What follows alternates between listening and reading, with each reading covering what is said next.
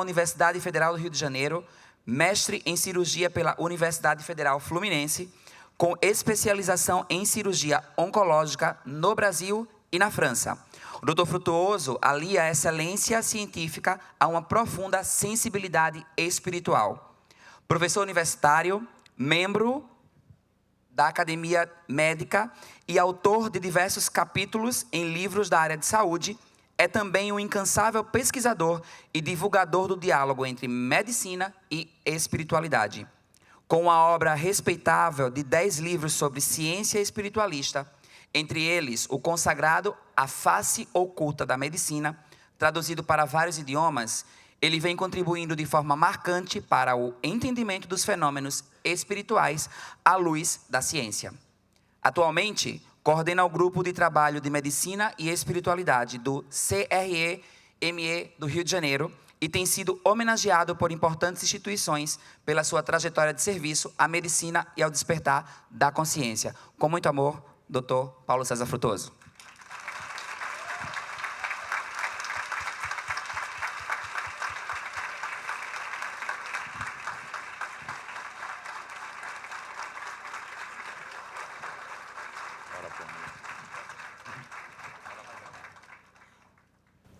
Boa tarde. Primeiro, eu queria dizer que não vou ter condições de agradecer a honra do convite de aqui estar, pela emoção que já tomou conta do meu espírito e por também não ter palavras em línguas mortas ou línguas vivas que possam expressar o meu agradecimento. Vocês são todos para sempre meus irmãos. Não adianta fugir. Com exceção de 2, Haroldo e Rafael. Eles não são só meus irmãos, são meus gêmeos chifópagos. Estamos aderidos pelo coração e pela mente, e não vai ser só nessa encarnação não, para sempre.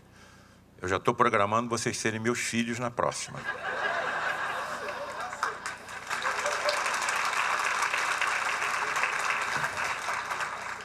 Bem, eu acho que cabe aqui uma pergunta importante. Por que eu ingressei nessa história? Bom, vocês estão vendo quem eu sou, né? Não preciso virar para frente nem tirar a máscara. O que me trouxe para cá? Eu tive que tomar uma tremenda decisão quando saí da faculdade de medicina. Ou eu me viro para a esquerda e nada disso está acontecendo na minha vida. Ou então eu vou pesquisar. Pesquisar como? Me viro para a direita e vou buscar na ciência e na história se alguém tinha visto o que eu vi. Bom, e aí fiquei estarrecido em ver o que vocês vão ver. Alguém aqui se entregaria anestesiado às mãos de um cirurgião que acredita em fantasmas?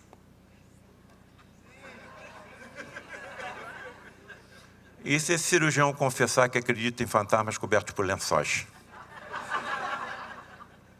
Esse camarada não pode ser cirurgião, é alucinado. Vamos caçar o diploma dele.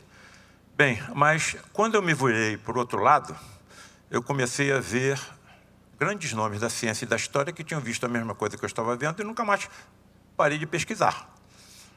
Se alguém quiser me convidar para falar sobre filosofia, sobre religião, não, eu não tenho como falar. Nisso eu leio, ouço e estudo. Agora pode me chamar para falar com a ciência, aí eu vou. Eu sou um cirurgião, cirurgião é direto. Está com apendicite, bota na mesa, tira o apêndice. Está com uma pedra na vesícula, bota na mesa, tira a vesícula. Então sou direto, certo? Então o que me atraiu nessa estrada da espiritualidade foi a ciência, porque eu não acredito em milagres, nem acredito em sobrenatural, certo? Bem, e aí, para quem que vocês estão olhando? Um Tomé moderno. Vem cá, Tomé, bota a mão aqui nas perfurações do cravo que me pregaram na cruz. Tomé, coloca aqui a sua mão na perfuração da lança do Longinos. Chegou até o meu coração, tá certo? Tanto eu desencarnei que eu entreguei meu espírito ao Criador. Senhor, em suas mãos eu entrego o meu espírito. Bom, então, se ele acreditou, é porque ele contemplou e até tocou Jesus. Então, se vocês estão me vendo aqui, é porque isso aconteceu comigo. Evidentemente não com Jesus. Ainda não vi. Vamos ver quantos milênios ainda vou demorar para encontrá-lo. Olha aí. Quando passar por lá de lá, não vai me procurar com essa careca aqui não, tá bem?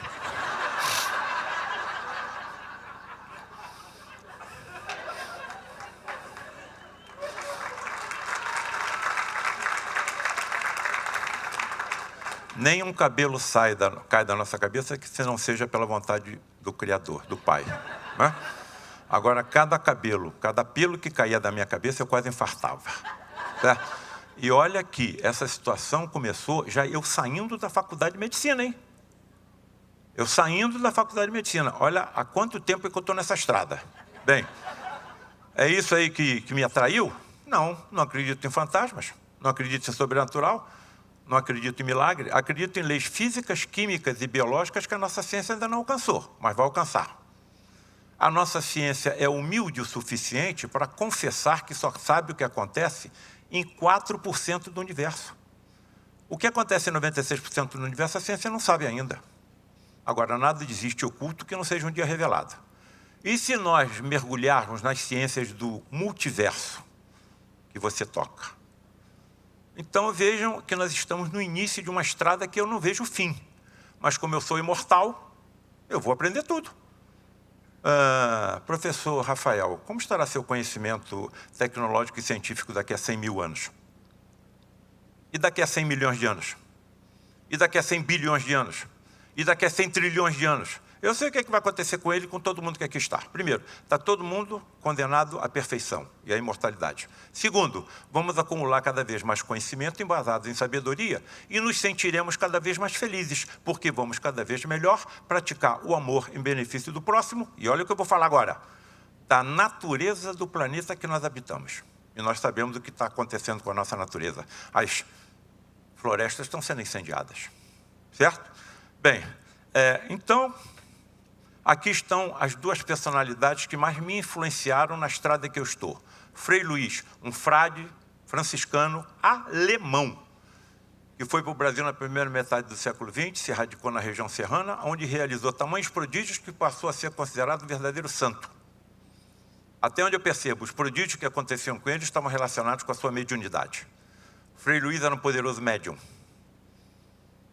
E Luís da Rocha Lima, presidente do Lar de Frei Luís, fundador do Lar de Frei Luís, profundo estudioso da ciência da mediunidade, de quem eu procurei ao longo de mais de 20 anos extrair o máximo de conhecimento, porque o que me agulha desde que eu nasci é a curiosidade científica. Eu quero saber por quê. Por que o céu é azul? Por que a nuvem é branca? Por que o espermatozoide se une com um óvulo, dá 2, 4, 8, 16, 32 células absolutamente iguais em tudo?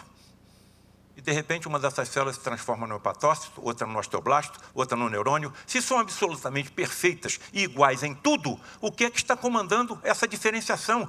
Cara, não tem forma sem forma. Então, tem que ter uma forma para dirigir a formação do nosso corpo. E nós sabemos, tem uma forma chamada perispírito. E essa forma já está sendo estudada pelos nossos cientistas com outro nome, campo morfogenético. Então, é por aí que eu fui. Bem, e aí, olha o que me atraiu, não foram os fantasmas.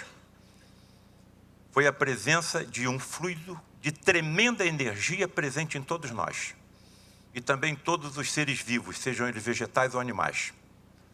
É com essa energia que quem já passou para o outro lado da vida, outras dimensões, é o que eu prefiro pessoalmente chamar de universo paralelo, com essa energia pode ir lá se teletransportar e durante alguns momentos se materializar. Fenômenos extremamente raros em toda a história da medicina, da humanidade. E qual é a razão para que isso aconteça? Se são tão raros, tão perigosos, tão difíceis, atendimento de pacientes graves. Como o acaso não existe, principalmente cancerosos, a área que eu mais atuo.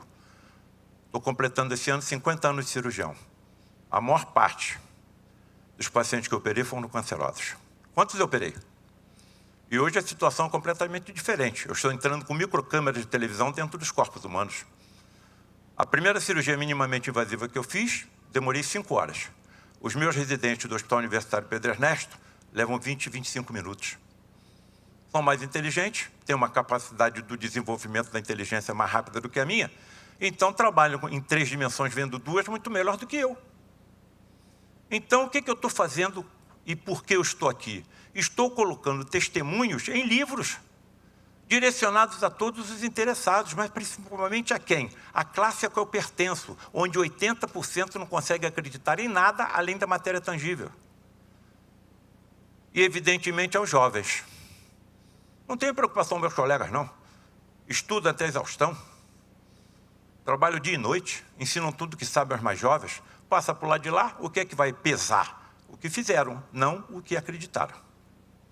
Bem, então, graças a essa energia, batizada por um prêmio Nobel de Medicina, Charles Richer, como ectoplasma, é que espíritos desencarnados que habitam outras dimensões podem de lá se teletransportar e durante alguns momentos se materializar. Se alguém está escutando isso aqui pela primeira vez, saibam que, se tivesse o espírito materializado aqui, todo mundo ia ver, e não somente os médios videntes. Se ele pegasse esse microfone e falasse alguma coisa, todo mundo ia ouvir. E se fosse possível tocá-lo, você fez isso uma vez, tocá-lo, ele é tangível. Eu fiz uma vez, porque me chamaram e... Um dia eu vou te contar, mas tem que tomar um calmante. Bem, é assim que as entidades se manifestam. Olha, é assim que as entidades se manifestam, envoltas em mantos luminescentes e esbranquiçados. Nós estamos numa escuridão completa, porque os fótons da luz artificial e natural afetam o ectoplasma, a entidade e o médium. Então, como é que você vê uma entidade materializada? Quando ela sai da cabine onde está o médium desmaiado, pela grande produção da melatonina, hormônio do sono pela glândula epífise, sai emitindo luz pelo seu corpo, assim como acontece com pirilampo, com vagalume, com peixes abissais, com bactérias oceânicas. Então, não existe milagre. Agora, a agulhada da curiosidade científica continua. Paulo César, se as reuniões acontecem na escuridão, por causa da luz ou dos fótons, por que as luminescências que se desprendem dessas entidades não afetam? Bom, eu só tenho uma explicação dentro do que eu pesquisei. Não tem referência bibliográfica para me dar certeza. Mas são energias físicas e químicas de universos paralelos ao nosso. Então apresentam propriedades diferentes daquelas que nós conhecemos. Vejam a ciência que está se descortinando à nossa frente. Então dá para a gente entender por enquanto? Não. Agora, eu estou no empirismo. Sabe o que é o empirismo? Você sabe o que acontece, mas não sabe como acontece. Você sabe o que acontece, mas a fenomenologia não pode ser repetida em laboratório. Agora, não foi o que aconteceu com Charles Darwin? Como é que ele chegou à certeza de que as espécies evoluem? Pela observação. Como é que Mendel chegou à base da genética? Pela observação. Nem microscópio eles tinham. Então, estamos no empirismo. Sabemos o que acontece. Ainda não sabemos como acontece. E aí, olha a quantidade de grandes nomes da ciência que estudaram o processo. Então, eu não parei mais. Camille Flammarion, um dos maiores astrônomos franceses, até hoje cultuado pelos franceses. Arthur Conan Doyle, escritor, médico, criador do personagem Sherlock Holmes. Alfred Russel Wallace, elaborador da teoria da evolução, junto com Charles Darwin. Tiro desse grupo 4. Alex Carrel, Prêmio Nobel de Medicina em 1912, por ter descoberto as substâncias anticoagulantes. Graças ao trabalho desse homem, milhares de vidas estão sendo salvas nesse momento, porque pode ter transfusão sanguínea, pode ser transplante de órgão. Sem o trabalho dele, não podia acontecer isso. Charles Richer, Prêmio Nobel de Medicina, porque descobriu a resposta anafilática. William Crookes, um dos maiores físicos da história, descobridor do raio catódico, do elemento radiante da matéria e do elemento tálio. César Lombroso, pai da medicina forense ou judicial. Só tem fera, cara. O denominador comum foi que estudaram esses chamados médiums de efeitos físicos, se preferirem sensitivos, que entram em transe pela produção da melatonina e, através da energia que deles se desprende, entidades podem se teletransportar e se materializar. Bem, estão reconhecendo esse médium aí, eu quero que eu apresente ele a vocês. Vocês estão vendo Francisco Cândido Xavier, ao lado de um médium, expelindo o ectoplasma pelos orifícios naturais do corpo, principalmente boca, nariz e ouvido, e, através dessa energia, a entidade feminina, através de um médium masculino, se materializa. Josefa. Bom, aí você começa a ter algumas explicações lógicas e racionais sobre algumas passagens evangélicas. Jesus no Monte Tabor, ao lado de Moisés e Elias. Moisés já tinha morrido há mais de 1.500 anos, Elias há mais de 800. Atenção, garotada, irmãozinhos queridos e amados, olha o que eu vou perguntar para vocês. Diante de uma cena dessa, alguém aqui conseguiria dormir? Esse que continuou acordado não tentaria acordar os dois? Ou tentou e não conseguiu? As passagens evangélicas dizem que os dois estavam sonolentos, e os três. E que no final os três viram a mesma imagem. Estarei eu exagerando diante de tudo que eu pesquisei, que estudei, que continuo, ao longo de quase 50 anos, colocar como hipótese que Jesus estava acompanhado por 2 ou 3 desses médiuns de efeitos físicos? Anjos com vestes resplandecentes à porta do túmulo de Jesus, com as mulheres que foram cuidar do corpo dele, todas vendo a mesma coisa. O que eu falei aqui? Nós vemos as entidades materializadas porque apresentam luminescência pelos seus corpos e pelas suas roupas. Estaria eu exagerando, colocar como hipótese que elas estavam vendo 2 espíritos materializados? De onde veio a energia? Provavelmente de algum médium de efeitos físicos da proximidade, ou ainda da desintegração atômica do corpo de Jesus, com uma massa física aproximada de 81 quilos. Vocês têm ideia de quantos átomos vocês têm em 81 quilos? Um pouco mais ou um pouco menos? 7 octilhões. 7 vezes 10 elevado a 27. Bem, então, como é que eu vou acreditar como médico que ele tenha sido chicoteado quase até a morte, que ele tenha sido pregado numa cruz, que ele tenha sido seu tórax atravessado por uma lança, tenha sido seu corpo colocado dentro de uma gruta hermeticamente fechada durante 3 dias no calor do deserto e aparece com o corpo completamente reconstruído? Então, o que foi colocado à minha frente foram explicações lógicas e racionais de que isso é possível acontecer. Então, por que eu vou parar? Vou continuar divulgando. E vamos em frente. É por isso que eu estou aqui. Se eu não tivesse escrito nada, vocês nem saberiam que eu existo. Talvez para mim tivesse sido um pouco melhor. Qual é a energia? Qual é a energia manipulada? Qual é a energia manipulada para que essa fenomenologia aconteça? Mergulho de novo na ciência. Está aí o livro, referência bibliográfica. A física do cristianismo. Qual a energia necessária à materialização de um corpo humano com 81 quilos de massa física, que era o provável a massa física de Jesus? Olha o que a ciência está me dizendo. Olha, essa figura só pode ter ficado grafada nesse pano em decorrência de uma desintegração atômica do corpo envolvido nesse pano. Bem, se a matéria presente em 81 quilos de massa física fosse convertida em fótons, equivaleria à detonação de uma bomba de hidrogênio de 1000 megatons. Essa energia está dentro de vocês. Quem está dizendo isso é a ciência, não são as religiões. Se eu soubesse como manipular de forma inteligente essa energia, eu ia acalmar o mar e o vento, pelo menos em volta de onde eu estivesse.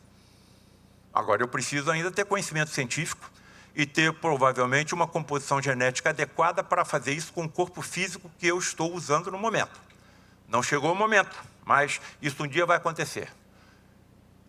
Agora, está bem todo mundo sentadinho aí para não cair? Então, a materialização de um espírito necessita da energia de uma bomba de hidrogênio de 1000 megatons? A desmaterialização do espírito também. 2 bombas de hidrogênio. Em questões de segundos, eu vi uma segunda entidade se materializar. 3 bombas de hidrogênio. E essa segunda também se desmaterializa. 4 bombas de hidrogênio. Como é que a ciência vai acreditar que isso seja possível? Por enquanto, ela só consegue transportar fótons e elétrons. Como é que vai transportar um ser humano inteiro?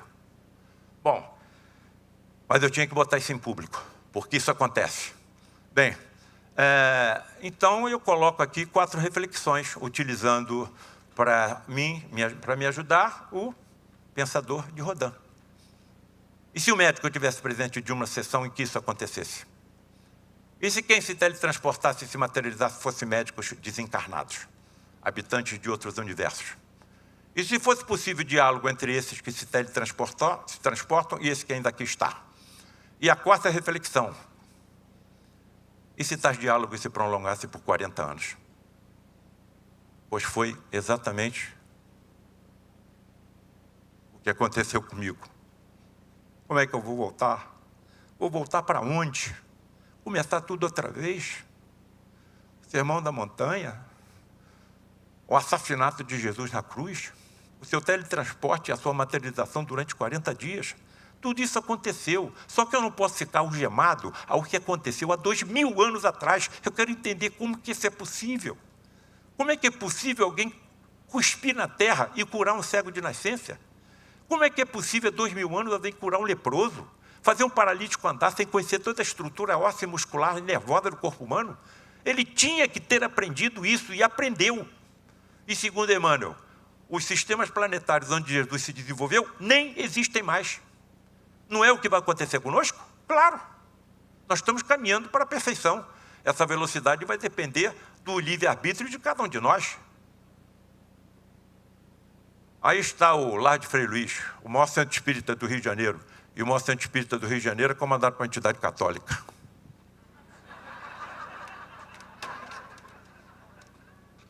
Ainda assessorado por outras entidades católicas, Frei Leonardo, Padre Isabel, Frei Beneditino Kelly, Frei Fabiano de Cristo e vai por aí afora. Então nós é que nos dividimos. Somos um único rebanho, aproximadamente 22 bilhões de espíritos, encarnados e desencarnados, com um único pastor. Quem é o nosso pastor? Jesus, o Cristo planetário da Terra. Um espírito criado simples e ignorante igual a nós, que atingiu tamanha evolução que lhe foi concedido o governo de um planeta inteiro, desde que esse planeta era tão simplesmente uma poeira cósmica. Isso há 4 bilhões e 500 milhões de anos. É claro que eu estou preocupado com a mídia. Olha, o aquecimento global está aumentando. As geleiras estão desaparecendo, né? As espécies estão sendo exterminadas. Mas eu vou depositar minha confiança em quem? Num Cristo planetário, que nos comanda há 4 bilhões e 500 milhões de anos. Ele vai deixar que a Terra desapareça em algumas décadas? As soluções virão, como já foi colocado aqui. Já foi colocado pelo Haroldo, tanto que eu falei, olha, parece que nós combinamos o que nós íamos falar. Espíritos evoluídos virão, reencarnarão em corpos iguais aos nossos e trarão as soluções que nós precisamos. Políticas, econômicas, sociais, científicas. Isso aconteceu ao longo de toda a história da humanidade. Bom, tomara que ninguém saia daqui correndo. Olha o que eu vou falar para vocês. Vou levar vocês para dentro do santuário de materializações do Lar de Frei Luís. Vocês vão comigo. Primeira pergunta.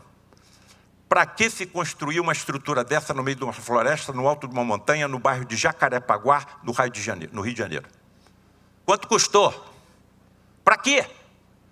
Tem alguém maluco aí comandando isso tudo? Gastando isso? A não ser que algo extremamente importante ali aconteça. E aconteceu durante mais de 50 anos. Estão me reconhecendo aí? Estamos subindo em zigue-zague pela floresta.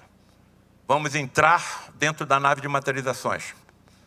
Temos que nos acomodar. Como é que nós vamos nos acomodar na escuridão? A luz que menos afeta o ectoplasma é a vermelha, que no conjunto da luz branca é a menos energética. Então nós vamos nos acomodar na luz vermelha. Olha o tamanho do auditório. Olha o tamanho do auditório, certo? E olha só. 2 cabines atrás de mim, 2 médios de efeitos físicos desmaiados dentro das cabines. 1, 2, 3, 4 leitos e um quinto dentro de uma cabine de acrílico.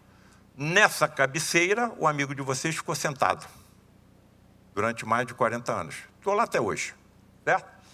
Apagam-se as luzes, entramos em oração, não é isso? Atenção, atenção e atenção, atenção, atenção. Essa energia é sensível ao próprio pensamento. Essa energia é sensível ao próprio pensamento. Pensamento é energia. Atenção, senhoritas e senhoras que me honram e honram os meus gêmeos chifópagos com a presença. Uma das maiores energias existentes no multiverso é a da prece da mãe pelos filhos. Não esqueçam dessa data, 17 de maio de 2025. Segundo maio, não, é maio. E segundo Emmanuel, a prece da mãe pelos filhos arromba as portas do céu, nada segura. Então eu não posso entrar dentro de uma reunião dessa pensando na festa que eu tenho aqui hoje à noite, no aborrecimento que eu tive na minha casa ontem, ou no meu ambiente de trabalho durante a semana. Sabe por quê? Porque há risco de vida do médium. Porque nós estamos habitando um planeta de provas e expiações. E existem entidades com uma inteligência enorme, altíssima, que sabem como manipular essas energias, mas não para o bem. São diferentes de nós? Nós não usamos a energia atômica para tratar o câncer e também para fazer uma bomba? Não tem a mínima intenção de que essas verdades cheguem até nós, hein? Não tem a mínima intenção de que essas verdades cheguem até nós. Então, são reuniões perigosíssimas, raríssimas, raríssimas e dificílimas. Então, vamos levar 25, 30 pacientes a essas reuniões, colocados em grupo de 5. Olha, apaguemos as luzes, entremos em concentração, os primeiros fenômenos que acontecem são relâmpagos provindos da cabine, radiações ultravioletas que esterilizam a atmosfera da sala, impedindo assim a infecção das energias hiperfísicas, realizadas por cirurgiões teletransportados e materializados. Quem está falando para vocês é um cirurgião com 50 anos de formado. Eu não posso ser um alucinado. Durante 40 anos eu vi isso acontecer, conversando com eles. Além de saberem como manipular a energia ultravioleta para esterilizar a sala, sabe o que eles utilizam? Haroldo, conversa direta com eles. Paulo César, olha, os nossos técnicos também sabem como manipular o oxigênio dessa sala. O oxigênio que nós estamos respirando tem 2 átomos. Eles transmutam o oxigênio em ozônio, que tem 3 átomos. Aí o que a ciência me diz? 98% dos micro-organismos conhecidos pela ciência são sensíveis ao ozônio. Que inteligências são essas? E se os nossos colegas, sei lá, cirurgiões e paramédicos soubessem como realizar isso? Agora nós vamos chegar lá. Vamos chegar lá. Bem, aí está um desses médiuns do lado de Frei Luís, já desencarnado. As reuniões não acontecem desde 2015, quando o último médium desencarnou, e ele está em transe, eliminando ectoplasma. E aí o que acontece? Saem os clarões, abre-se a cortina e sai uma entidade iluminada com tamanha luminescência que dá para ver o corpo do médium desmaiado no fundo da cabine. Estão vendo os mantos volvinitentes e luminescentes envolvendo a entidade? E a fisionomia da entidade é diferente do médium. Então, são 2 entidades diferentes.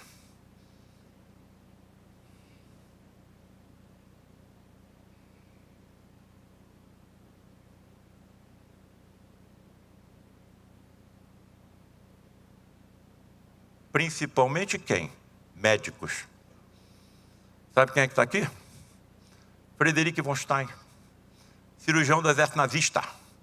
Se aproximou do lado de Frei Luís porque no nosso educandário, com mais de 500 crianças, estavam judeus reencarnados, o ódio persistia. Só que caiu nas malhas do amor de Frei Luís, que também era alemão, e ficou 10 anos sem se manifestar. Quando se aproximou, Haroldo, Rafael, se incorporava num médium, batia os calcanhares, elevava a mão ao ar e saudava Hitler em alemão. E falava em alemão, pelo fenômeno da xenoglossia. Tínhamos um senhor austríaco no grupo que entendia tudo o que ele falava. Quando percebeu os equívocos que tinha cometido e que continuava, ficou 10 anos sem se manifestar.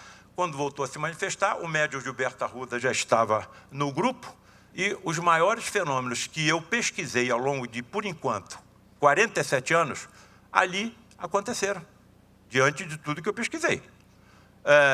Olha a quantidade de informações que eu fui acumulando. Vou ficar só dentro de mim? Ou eu trouxe como alguma missão botar isso para público? Bom, e aí aconteceu o que aconteceu. Minha vida virou um inferno. Clarissa, estou dando palestra escondido da minha mulher. Olha, eu vou para um congresso de medicina lá em São Paulo. Vou para Goiânia fazer palestra. Vou não sei para onde, vou para lá. Porque você tem os compromissos familiares. Então tem que tentar acomodar.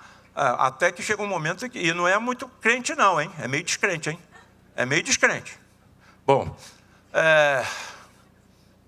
o principal, a face oculta na medicina, traduzida para o inglês, para o espanhol, para o francês, para o italiano, para o alemão, terra de Frei Luís e Frederic. Aí, o que está acontecendo? Ó, tu vai fazer 4 palestras em cidades históricas da Itália. Lá vou eu. Você vai para os Estados Unidos, aqui estou. Você vai para Portugal, lá fui eu. Você vai para a França, lá fui eu. Tamanha é a necessidade de informações. Quem somos? De onde viemos? Para onde nós estamos indo? Que as religiões ainda não alcançaram. Então, a salvação da humanidade está, falado aqui, a aproximação entre a ciência e as religiões, com a ciência comprovando que o que as religiões pregam é verdade. Por que esses, digamos, corruptos, pedófilos, assassinos, terroristas, se vacinam contra tudo, e seus filhos também? Porque foi a ciência que comprovou a existência de micro-organismos causadores das doenças. Nós estamos vendo? Estão na nossa pele, na nossa roupa, no ar que nós respiramos, nos alimentos que nós ingerimos. Foi a ciência que comprovou. A nossa tecnologia médica está avançada. Nós já estamos usando a antimatéria. Tomografia por emissão de pósitrons. O que são pósitrons? Elétrons com carga positiva. Daqui a pouco a nossa tecnologia estará tão sensível que vai detectar a existência do espírito. Ele também é energia. A separação entre os dois corpos. E aí você vai matar quem, se não existe morte? É a ciência que está comprovando isso? Bem, e aí a medicina mediúnica do futuro, e que me levou a acreditar que tem um quarto estágio da medicina. Primeiro estágio da medicina, a medicina das ervas. Mago, feiticeiro, pajé, médium, recolhia ervas aleatoriamente na mata, administrava aos pacientes, a imensa maioria não funcionava, uma ou outra funcionava, essa uma ou outra que funciona nós usamos até hoje, por exemplo, o curare. Aí, por volta da Segunda Guerra Mundial, meados primeira metade do século XX e meados do século XX, o segundo estágio das vacinas e dos antibióticos. E hoje nós estamos no terceiro estágio da medicina tecnológica e biomolecular. Eu estou analisando cada tumor maligno que opero, proteína por proteína, molécula por molécula e átomo por átomo. E estou sabendo hoje que tem subdivisões que eu não sabia quando saí da faculdade em 1975. E agora eu entendo porque pegava dois pacientes com o mesmo tipo de tumor, mesma localização, mesmo tamanho, mesma evolução, mesma idade, mesma etnia, fazia o mesmo tratamento. Um curava e outro não. Eram molecularmente diferentes. Então, hoje, para começar o tratamento, eu tenho que saber tudo. Tudo. Agora tem um quarto estágio que está se aproximando. O da medicina mediúnica. Eu vou desencarnar e vou reencarnar. Vou ser médico de novo. Vou entrar numa faculdade. Primeira coisa que eu acho que eles farão comigo, claro que eu vou trazer uma sensibilidade mediúnica, mas eu preciso de alguma conformação genética diferente. Por que meu pai via e eu não via? Por que meu pai ouvia e eu não ouvia? Por que meu pai captava a mensagem telepática e eu não? E minha mãe também? Há uma diferença genética entre eles e eu. Então eu acho que o que vão fazer comigo, olha, abre a boca. Abre. Vão recolher células da minha mucosa bucal e fazer um escrutínio cuidadoso do meu ADN, da minha genética. Se for detectado que eu tenho uma sensibilidade genética mediúnica, serei desenvolvido por profundos estudiosos do assunto, que serão os professores das escolas de medicina do futuro. Diante de tudo que eu vi, pesquisei, testemunhei, eu não posso voltar atrás. E, principalmente, com as informações que eles me passaram. Bem, então o que é um médium? De acordo com o livro dos médiuns, todo aquele que sente qualquer grau ou influência dos espíritos é, por esse fato, médium. Então, não é doença. Essa faculdade é inerente ao homem. Não constitui, portanto, um privilégio exclusivo. Agora, uma coisa tem que ser levada em consideração. Essa energia não pode ser mantida dentro do médium. Tem que ser utilizada em benefício de alguém. Se for mantida, pode degenerar uma doença. Bem, como essa fenomenologia será aproveitada pela medicina do futuro? Os médicos serão poderosos médiums, dotados de ultrassentidos, e saberão manipular sob forma controlada as imensas energias físicas e extrafísicas, como as ectoplasmáticas, que todos possuímos, alcançando as origens espirituais das doenças. Amiguinhos, queridos, acreditem que muitas das doenças que nós médicos tratamos, estamos tratando somente os efeitos, não sabemos as causas. Porque as causas estão no componente extrafísico, decorrente do comportamento equivocado contra o próximo e talvez contra a natureza de vidas passadas. Agora, tudo isso vai ser discutido nos congressos de medicina do futuro, nas escolas, nos livros.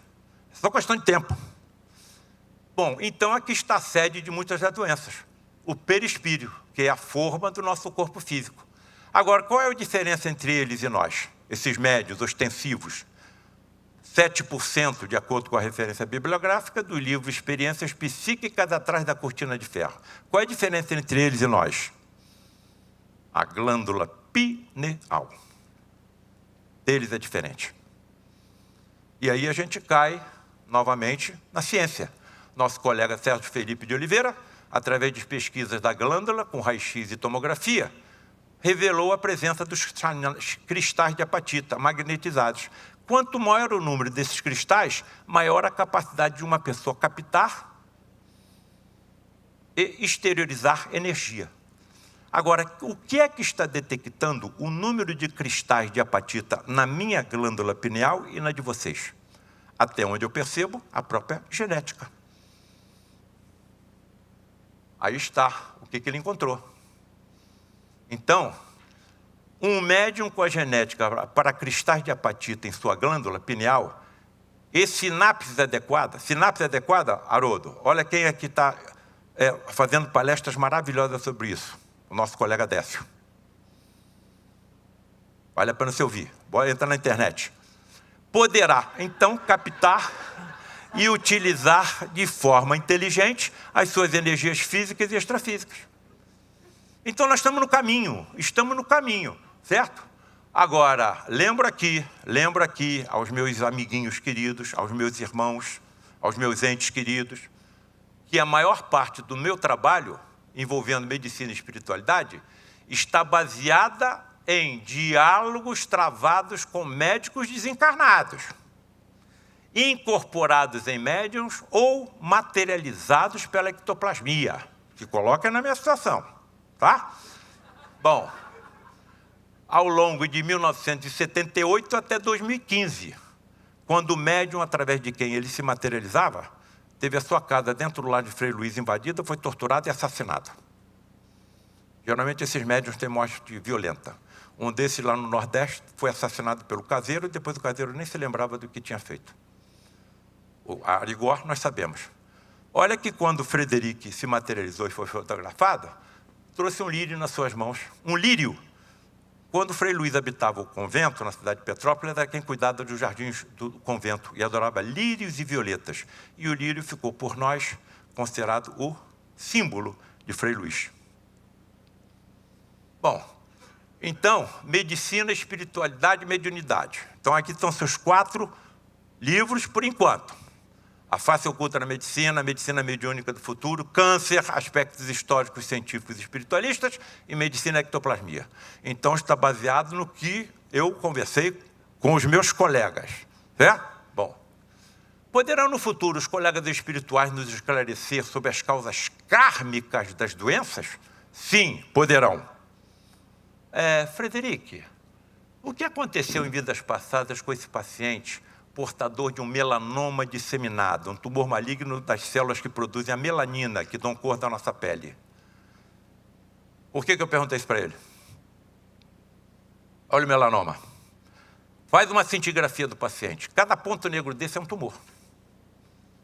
Frederic, o que aconteceu com esse paciente em vidas passadas? Olha a resposta.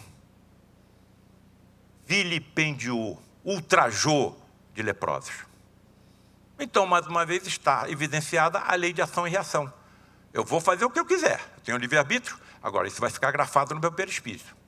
E de acordo com o que eu fiz, levei o sofrimento de alguém, eu vou precisar talvez de corpos futuros que funcionem como aspirador das impurezas que eu depositei em mim e corretivo das deformações que eu causei em mim próprio, não Deus. Frederic, médicos médiums do futuro poderão manipular células-tronco pluripotenciais de cancerosos e transportá-la entre seres humanos? E vocês vão cair para trás. Células-tronco pluripotenciais. Então você pode transformá-las em qualquer outra célula. E pode manipulá-las de forma a ela exercer algum tipo de fisiologia, alguma função. Sim. Com tratamento fluídico visando colocá-las no mesmo padrão vibratório entre doador e receptor. Então não tem rejeição. Isso tudo em questão de segundos e minutos? Que medicina absurda é essa? dotá-las de propriedades imunológicas antitumorais. Então, eles sabem como manipular células-tronco, tornando-as imunologicamente capazes de eliminar o câncer? Ele está dizendo para mim que sim. E ainda mais, bloqueadores da angiogênese tumoral. Entendo a angiogênese como produção de de vasos sanguíneos que nutrem o tumor. Nenhum tumor cresce sem oxigênio, sem nutriente. Olha o que a nossa ciência está fazendo. Esse tumor tem 2% do peso do animal. No meu caso, 90 quilos, um tumor de 1,8 kg. Eu sobreviveria com um tumor de 1,8 kg no cérebro, no pulmão, no fígado? O que foi administrado desse animal? Bloqueadores da angiogênese, ou seja, bloqueiam a produção de vasos sanguíneos. Olha o resultado. E se eu tivesse com um tumor desse na cabeça do pâncreas? Ia fazer uma cirurgia chamada de Whipple, que eu ia tirar metade do pâncreas, o duodeno, 1/3 do estômago e a vesícula. Agora, se eu entregar para um oncologista clínico e ele me devolver o paciente com um tumor desse tamanho, eu vou fazer uma enucleação. Agora, o que ele está me dizendo é que eles sabem como manipular essas células-tronco presentes em todo o tecido e órgão para que elas façam esse tratamento. Aí sabe o que fizeram, Paulo César? Traga o seu filho Tiago aqui, que nós vamos mostrar a você como é que nós fazemos isso. Pô, meu filho? O seu filho, você não sabe que ele tem tendências mediúnicas? É o Tiago? É o Tiago. O Tiago, eu botei o nome do Tiago porque fiquei muito impressionado com o personagem Tiago no livro Paulo Estevão. Fiquei muito impressionado. E o nome do outro, meu filho mais velho, esse é um nome muito difícil de gravar, não sei se vocês vão lembrar. André Luiz. E ele falou o seguinte: traga um frasco de laboratório com líquido conservante. Nós vamos mostrar a você o que nós vamos fazer. Chegamos, sexta-feira de noite, 5, 6, 7 pessoas lá no santuário. Aí o Frederico sai incorporado no médium e pede para botar o meu filho dentro da cabine. Colocamos. Cadê o frasco com conservante? Está aqui, Frederico. Ele entra dentro da cabine, fica alguns segundos lá, e sai com um frasco repleto de coágulos sanguíneos. E sai o meu filho com uma mancha enorme de sangue subcostal esquerda e outra no dorso. Olha, aqui está o baço, um dos principais órgãos da imunologia. No dorso, será que eles pegaram a medula? E aí, eu peguei aquele frasco e perguntei assim: posso mandar examinar isso? Pode. Evidentemente, perguntei para o Tiago o que aconteceu. Papai, me deram 2 agulhadas. Eu senti uma agulhada aqui por baixo da costela e outra no dorso, lá atrás, nas costas. Peguei o material e entreguei para uma amiga minha do Instituto Oswaldo Cruz, Manguinhos. Ela sabe mais ou menos dessa minha vertente e ela levou para estudo. Passa alguns dias, ela liga para mim e falei assim: Paulo César, nós examinamos o material que você me entregou. A maior parte das células que estavam naquele material eram de linfócitos, os glóbulos brancos presentes, mais numerosos em qualquer amostra de sangue. Agora, tem uma coisa meio estranha. Qual foi a coisa estranha? Você sabe que nós estamos recebendo a visita de um grupo de pesquisadores franceses e entregamos o material para eles. Eles chegaram às mesmas conclusões que nós, mas fizeram um comentário muito estranho. Eles disseram que alguns desses linfócitos apresentavam um aumento muito grande do citoplasma e do núcleo. E disseram para nós que eles costumam ver essas alterações em células-tronco da medula óssea. Cara, extraindo células-tronco da medula óssea do meu filho? Que medicina absurda é essa? E sabem como manipular, colocando-as em condições de atacar células cancerosas? De bloquear a angiogênese, a produção de vasos sanguíneos, de tumores? Aonde essa medicina vai parar? Agora, qual é o conhecimento que eu terei para poder fazer isso? Qual será a sensibilidade mediúnica? Qual será a minha genética para tudo isso? Ainda bem que eu sou imortal, vou chegar lá, não sei quando.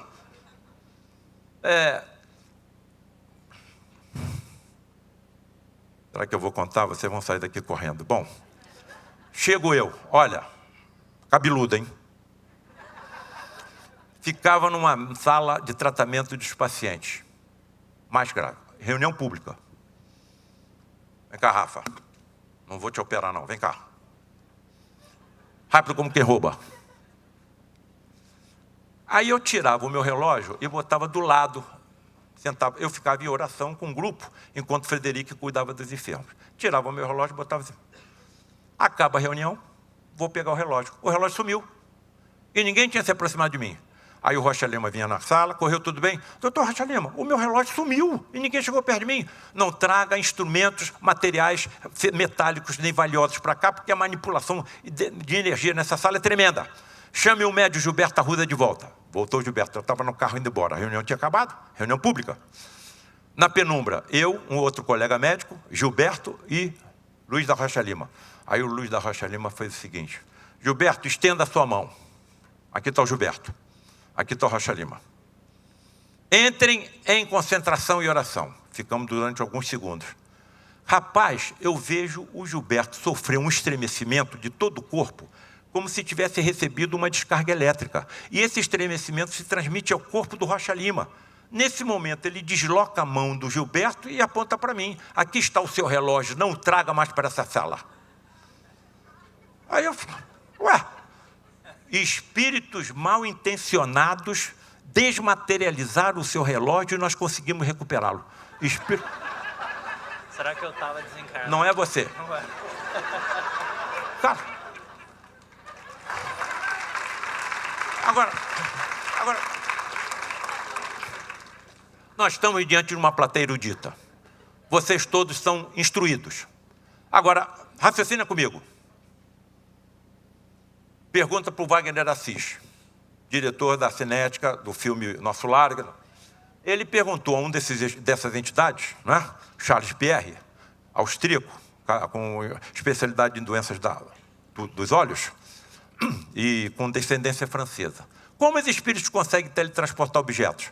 Os átomos do objeto são desmaterializados e transportados pelo espaço e rematerializados onde querem. Cara, átomo por átomo, mas isso não é possível, porque isso aqui está, como é que eu vou te dizer? Ele está violando um princípio da física. A física diz que você sabe onde está o elétron ou a sua velocidade. As duas coisas ao mesmo tempo não é possível. Para fazer o que fizeram, tinha que saber onde estava cada elétron daquele relógio. Quantos átomos tem um relógio? Quantos elétrons tem um relógio? Agora, pelo amor de Deus, eu vou pegar o meu avião amanhã bora para o Rio. Se nessa tripulação, no conjunto de passageiros, houver algum médio de efeitos físicos de quem a energia ectoplasmática se desprenda com mais facilidade, essas entidades não saberão desmaterializar uma peça do avião como fizeram com o meu relógio?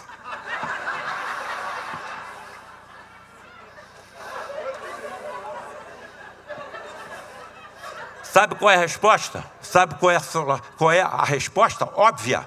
Se nós não estivéssemos sob a proteção de um Cristo planetário chamado Jesus, com as legiões de espíritos sob seu comando, a Terra seria um inferno pior do que pintado por Dante Alighieri. Graças a Deus nós temos um Cristo planetário. Agora, acontecia materialização de objetos nas reuniões de materializações do Frei Luís. Eu acabei de escrever um livro e lancei, é um livro importante para você, intitulado Justiça e Ectoplasmia. Haroldo, uma vereadora no Rio de Janeiro foi assassinada há 6 anos atrás. Até hoje, não se sabe aonde foram parar as armas. Foram lançadas na Baía de Guanabara. Se eles teletransportam objetos como espadas, adagas, punhais, garruchas, isso para um colecionador de armas seria um tesouro. Nos tribunais do futuro, será que, através de médios de efeitos físicos, armas ocultadas por assassinos não poderão ser recuperadas? Daí o nome do meu livro, Justiça e Ectoplasmia. Eu não tenho mais condições de me segurar. Você, pelo amor de Deus, faça oração por mim. Eu já estou com o espírito me desprendendo do corpo. Pô. Agora, isso tem uma visão positiva. Vai comigo, eu sou cirurgião. E se eu soubesse fazer o que essas entidades fizeram? Tu pode taxá-los de tudo, hein? Traiçoeiros, violentos, maledicentes, obsessores, menos de ignorantes. São cientistas, inteligentíssimos, e sabem como manipular tudo isso. Agora, eu tenho uma vertente positiva. Se eu soubesse fazer isso, eu não poderia desmaterializar cálculos dentro de uma vesícula? Dentro de uma bexiga? Dentro de um ureter? Eu não poderia desmaterializar placas de ateroma que estão obstruindo as coronárias?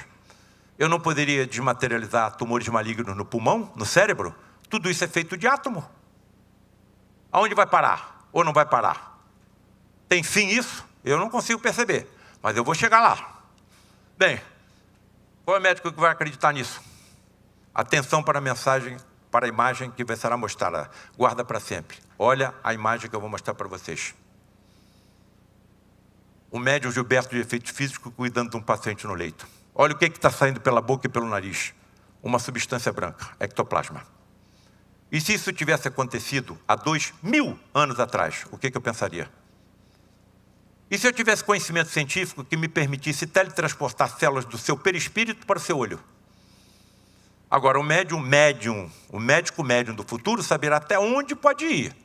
Porque, dependendo da bagagem kármica do paciente, as suas células do perispírito também podem estar alteradas, de acordo com o comportamento perante o próximo e perante a natureza. Mais uma vez, fica claro para mim que Jesus era médico. Agora, para fazer isso, tinha que ter um conhecimento científico que eu vou te contar, que foge à minha imaginação. Bom, então nós todos somos deuses. Daí o nome do meu 11º livro. Os poderes mediúnicos dos deuses do futuro. Não sou eu que estou dizendo não, é Jesus. Vós todos seus deuses.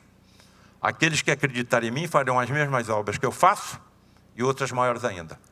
Então, eu estou no caminho. A velocidade vai depender de mim. Por que os médicos de hoje não conseguem realizar essas curas mediúnicas? Não temos inteligência, nem constituição genética. Chega em casa, entra e bota o nome dessa médium russa, Nina Kulagina. Vocês vão ver um filme de 7 segundos em que ela, com a sua força mental, movimenta fósforos e pedacinhos de papel. Só que o filme de 7 segundos levou 7 horas para ser feito. A cada meia hora de concentração, ela perdia 1,5 kg da massa corporal, do peso. Aí tinha que parar, alimentar, hidratar, descansar, para depois continuar. Então, não temos a constituição genética adequada. Mas, porém, todavia, contudo, estamos no caminho. Olha essa pesquisadora, Catherine Polar. Olha, eu vou decidir dedicar minha vida a estudar a genética da inteligência. Quais são os genes que a ciência aponta como relacionados com a inteligência? Os genes localizados numa região genômica chamada HAR1. HAR1 tem somente 118 bases. E o nosso ADN tem 3 bilhões de bases, ou mais. O que ela percebeu? HAR1 estava inalterada durante 300 milhões de anos, e não somente na nossa espécie. E, nos últimos 6 milhões de anos, vem sofrendo mutações seguidas. E a nossa inteligência está aumentando. A engenharia genética não pode acelerar isso? Agora, pergunta, o que manteve a HAR1 inalterada durante 300 milhões de anos? E o que está acelerando a evolução de HAR1 nos últimos 6 milhões de anos? Mais uma vez fica claro que temos inteligências sublimes nos acompanhando. Então, a medicina mediúnica do futuro será energia mentalmente direcionada. Que eu acho que é o que aconteceu com o nosso médico dos médiuns, Jesus. Quem tocou nas minhas vestes? Senhor, estamos no meio de uma multidão, como vamos saber? Mas alguém tocou, porque eu senti sair de mim virtude. Entendamos virtude como energia. Se não foi ele que curou a hemorroísa, quem curou? Até onde eu percebo, sou muito cuidadoso, hipótese, médicos que o acompanhavam. Que se utilizaram da sua energia e da psicosfera da fé da hemorroísa e a curaram. O servo do centurião, o centurião só soube que estava curado no dia seguinte. Estava localizado a quilômetros de distância. Se Jesus não foi até lá, quem é que curou? Médicos que o acompanhavam. E que, mais uma vez, se apoderaram, né, da psicosfera adequada da fé do centurião e talvez do próprio servo. Bom, mas como se dará no futuro a captação das orientações dos médicos espirituais pela intuição nítida e clareaudiência de médicos? Nós vamos nos manter em comunicação telepática com os colegas que estão me acompanhando. Não adianta negar. Nenhum médico na Terra, nem os que em nisso não acreditam, estão sozinhos. Eu só sei tratar do casulo. Quem é que está tratando da borboleta? Médicos que me acompanham. O André Luiz é claro aí. E o que mais possível será esse médico médium no futuro? Olha aí. Eu estou colocando aqui porque eu vi isso acontecer. Ninguém me contou e nem eu li em livro. Vi. Percepção do mundo espiritual pela evidência. Visão por transparência. Visão microscópica, ultramicroscópica. Não chegou o momento, cara. Se os médicos tivessem visão por transparência microscópica, todas as empresas que fabricam os instrumentos que nós utilizamos vão fechar as portas. Nós vamos causar uma multidão de desempregados. Cirurgias hiperfísicas, aquela que ultrapassa o limite físico do corpo humano. Desintegração molecular de anomalias. Desintegração, cara, eles sabem como desmaterializar tumores. Eles sabem. Agora vai ter que analisar qual é a bagagem kármica de cada um. A materialização de próteses de ectoplasma, percepção das causas kármicas das doenças, incursões intracorpóreas e muito mais. Olha a medicina mediúnica que me aguarda. Bom, então... Cadê? Aí eu procuro uma médica ou um médico médium que possa me dizer o que acontece com ele quando ele entra no centro cirúrgico. Atenção às minhas gerações que aqui se encontram. Eu tenho 75 anos, vocês vão saber o que eu vou falar. A garota, o Haroldo e o Rafa nem tinham nascido quando eu comecei a estudar isso. Tá? Mas os mais antigos da minha geração vão saber. Aí perguntei uma médica, o que acontece com você quando você entra no centro cirúrgico? Muito fechada. Sabe o que ela fez? O quê? O que acontece com você quando você entra no centro cirúrgico? Vou pensar. Não falou nada. Eu falei, caraca. Aí passou uns 10 dias, você pensou? Ó, vou atender seu pedido com uma condição. Qual é? Que você não coloque o meu nome no livro. Tá bom, vamos botar um... Aí fiz algumas perguntas para ela.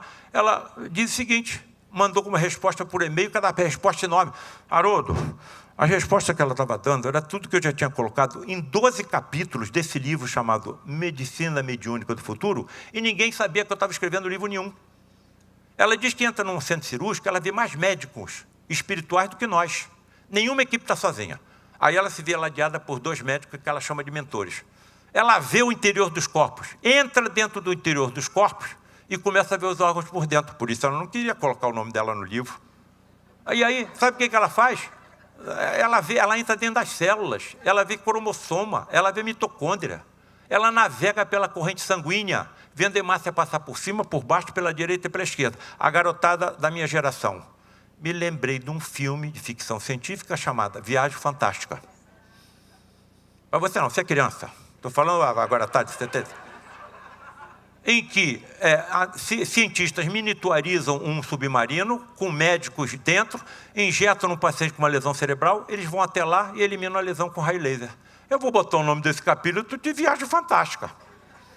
Ia escrever um capítulo, escrevi 2. Aí ela virou para mim e falou assim, o que eu estou te contando não é nem 1/1000 do que acontece comigo. Frederic, então, caminhando já para o final, hein? Médicos no futuro saberão desmaterializar peças anatômicas e defeituosas? Sim. Aí sabe quem que eu levei para uma intervenção dessa?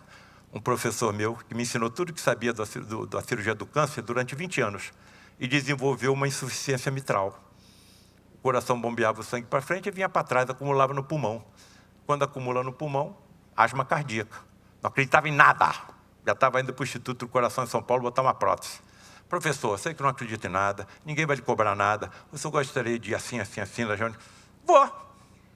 Foi colocado no leito, Frederico mandou tirar a camisa dele, eu e mais 3 colegas vendo tudo que acontecia, na penumbra, e aí ele disse o seguinte, olha meu irmão, não duvido do que você vai receber, com a sua dúvida dificultará.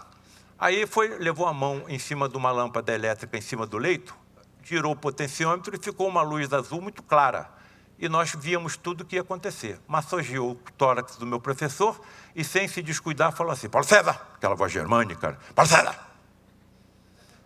Pois não, Frederico. O que você está vendo?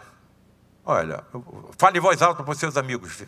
Aí onde você está massageando o tórax do meu professor, eu estou vendo uma poça de sangue, estou sendo bem claro. E no meio dessa poça de sangue eu estou vendo alguma coisa branca. Pegue isso branco que você está vendo e puxe. A válvula mitral dele veio na minha mão.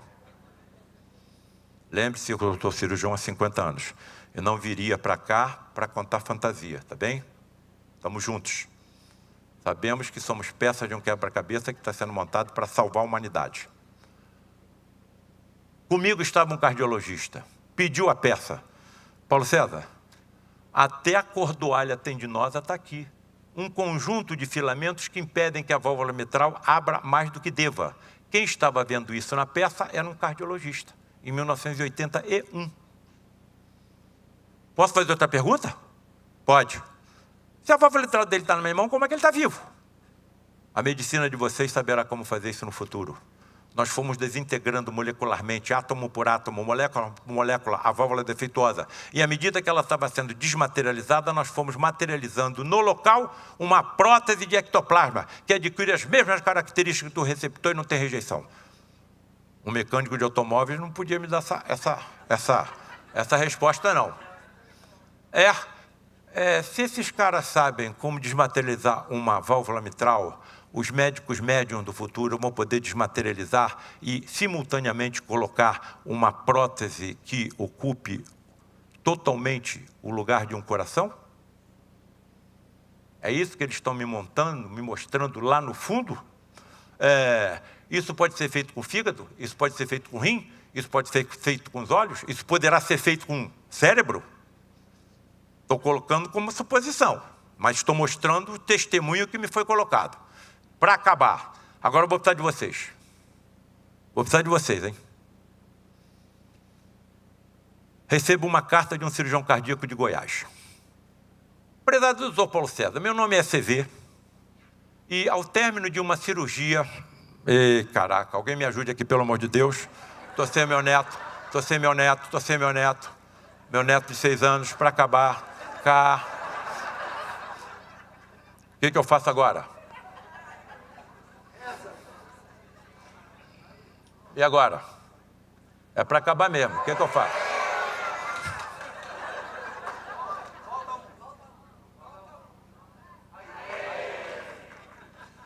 Prezado doutor Paulo César, meu nome é CV. Ao término de uma cirurgia cardíaca em setembro de 2019, para a instalação de 2 pontes safenas e uma mamária em um paciente rígido com 77 anos de idade, fomos surpreendidos por uma ruptura da artéria aorta cardíaca. A cirurgia estava pronta. Vamos fechar o tórax. A artéria aorta cardíaca é o maior vaso sanguíneo do corpo humano. Rompeu, com consequente quadro hemorrágico.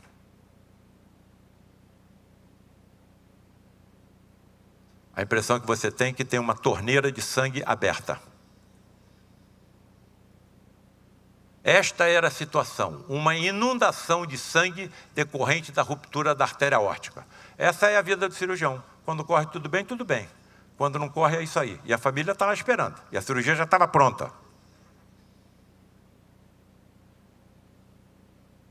Segundo o cirurgião principal, ele não era o cirurgião, ele era o auxiliar. Quem estava operando era o professor dele. Segundo o cirurgião principal, o caso estava perdido. O caso está perdido. Tudo que era possível fazer, já fizemos. Não tem como salvar esse paciente. A hemorragia tornara-se incontrolável. E aí, olha só o que acontece. Passadas 2 horas em luta desesperada e esgotadas todas as tentativas para estancamento da hemorragia, sem sucesso, lembrei dos seus livros, onde o senhor diz que nós médicos nunca estamos sozinhos, que há sempre entidades superiores nos apoiando e nos guiando. Pedi então em pensamento que se existisse alguém ali me apoiando, que me fosse mostrada alguma solução para aquele caso aparentemente insolúvel. Imediatamente uma ideia surgiu à minha mente, não foi adotada imediatamente não. O professor falou assim, não adianta cara, esse paciente está perdido, tudo que era possível fazer nós já fizemos. Professor, por favor, tente pelo menos essa última sugestão que eu estou lhe dando. E o professor aceitou. Para a surpresa de todos, em menos de 2 minutos o sangramento foi sendo contido e o paciente salvo sem qualquer sequela. Agora, eu vou precisar de vocês. Continuo nessa estrada ou pulo fora? Será que se eu não tivesse escrito nada, esse paciente tinha sido salvo? Teria sua encarnação prolongada? Então o que eu estou fazendo é isso aí. Lucas, Mateus e Marcos. Estou colocando a luz, não estou colocando a luz embaixo do candeeiro. Me ajudem a divulgar essas verdades. Sabe por que eu estou pedindo? Todo mundo aqui, conhece médico. Todo mundo aqui conhece médico.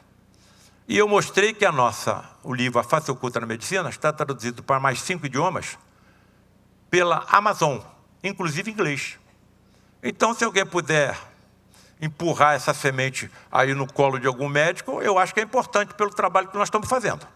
Certo? Então, a ciência sem a religião é manca e a religião sem a ciência é cega. Nenhum médico que honra a sua profissão jamais estará sozinho. Estão me reconhecendo aí? Eu quero que eu tire a máscara. Eu não entro em nenhuma cirurgia sem colocar esta imagem na minha cabeça.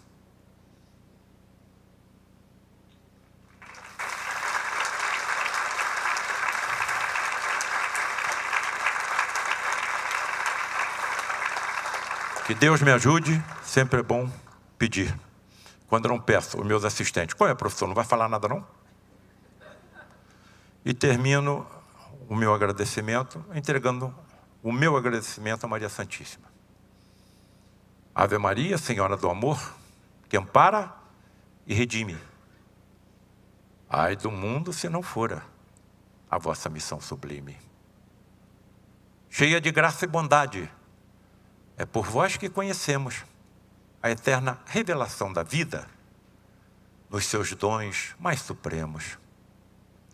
O Senhor sempre é convosco, mensageira da ternura, providência dos que choram nas sombras da desventura. Bendita sois vós, ó Rainha, estrela da humanidade, rosa mística da fé, lírio puro da humildade. Dentre as mulheres sois vós, a mãe das mães desvalidas, nossa porta de esperança e anjo de nossas vidas. Bendito é o fruto imortal da vossa missão de luz, desde a paz da manjedoura, as dores além da cruz. Que assim sejas para sempre, ó divina soberana, o refúgio dos que padecem nas dores da luta humana. Ave Maria, Senhora do Amor, que ampare e redime. Ai do mundo se não fora a vossa missão sublime. E termino com 2 últimas imagens, sem comentários. São imagens muito chocantes, mas acho importante que vocês vejam, porque vão chegar em casa e vão botar o meu nome na internet e pode ser que fiquem surpresos. Eu também toco contrabaixo em banda de rock.